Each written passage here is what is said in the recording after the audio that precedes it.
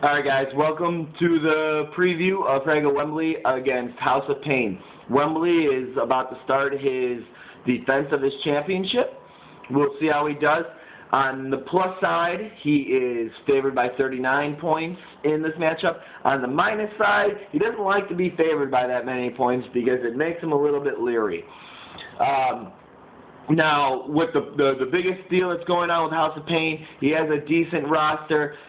But this week, in Week 1, he's going against defenses, the Jets, the Falcons, Green Bay. And despite what people might think about Green Bay's defense, they were in the top 10 last year. It didn't look like that in the playoffs, but they were in the top 10 last year. He's also going against New Orleans, Philly, Giants, Washington, Atlanta again, and Minnesota's defense.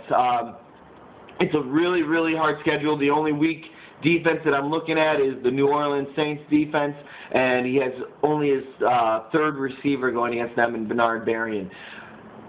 Now, Bernard Berrien, I think, is going to have a little bit extra to him because Sidney Rice is out, so you might be seeing the ball a little bit more. We'll see how that progresses and where Favre's favorite targets are going to be. I think they're going to be running the ball a lot more, especially starting off the season without Sidney Rice. At quarterbacks, we have Phillip Rivers against Joe Flacco. This would be a great matchup between young quarterbacks, but the favor has to go to Rivers only because Rivers is going against the Kansas City Chiefs. Chiefs defense is terrible. Flacco is going against the Jets defense, and we know they can shut down people, and especially with the add of Revis Island coming back this week and going to be starting this week, which actually affected Wembley's roster. He took out Anquan Bolden and he replaced him with T.O. this week because he just didn't want to start someone going against Revis. I don't think that would be a smart move. And T.O. instead is going against the Patriots defense, and the Patriots, good team, horrible defense. I see the Bengals really trying to get T.O. started in the very beginning just to keep him in the games. Running backs, Adrian Peterson, Frank Gore, Javad Best, all going against incredibly weak run defenses.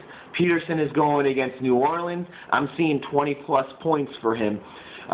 Gore is going against Seattle. Against Seattle, he's had 20-plus points both times last year against Seattle's run defense. It's incredibly weak, and the Niners' offensive line has only gotten better. I see 20-plus points, or at least 18, in this week alone. Javad Best, rookie starter, first time starting, Week 1 NFL game. Thankfully, he's only got the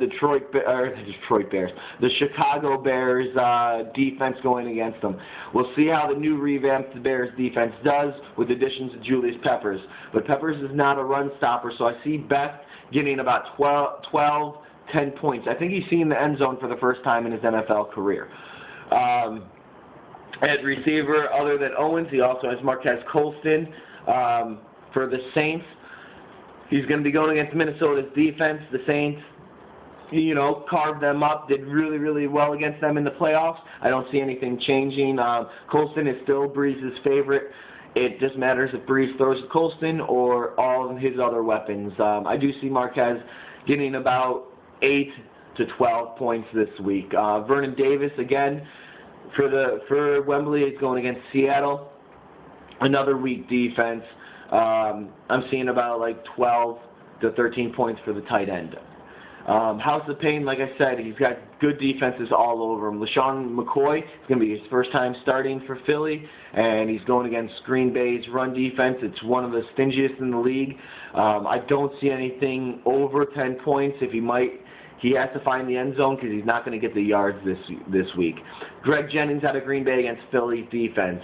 That's a really interesting matchup. I'm going to give the edge to Jennings and Rodgers' arm.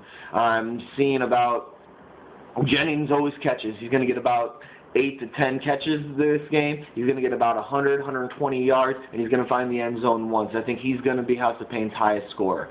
So I'm thinking about 15 points for Greg Jennings, roundabout. Steve Smith out of Carolina.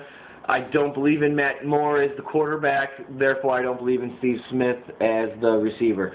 but you can never down Steve Smith. He's still one of the best receivers in the league, ability-wise. So I still see about 8 points coming out of him against the Giants defense that was pretty weak against the pass last year. Rashad Mendenhall, he's going to be getting a good week right now.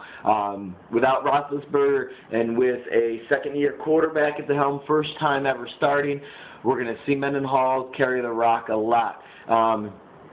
We'll see how he does as the main back. He is a little bit of injury prone. He comes out of games with little tweaks, but against the Falcons defense, Falcons are decent against the rush. They're not one of the top defenses, but they're also not one of the bottom. So we'll see how Mendenhall does with the added pressure of not having Roethlisberger handing him off and also taking 8 men out of the box. I think Mendenhall's going to see a lot of 8 men in the box. My prediction for this game, House of Pain will go down.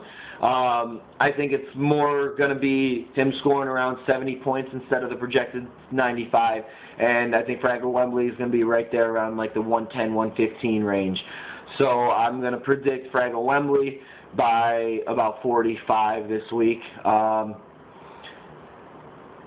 about that, House of Pain. Welcome to the league.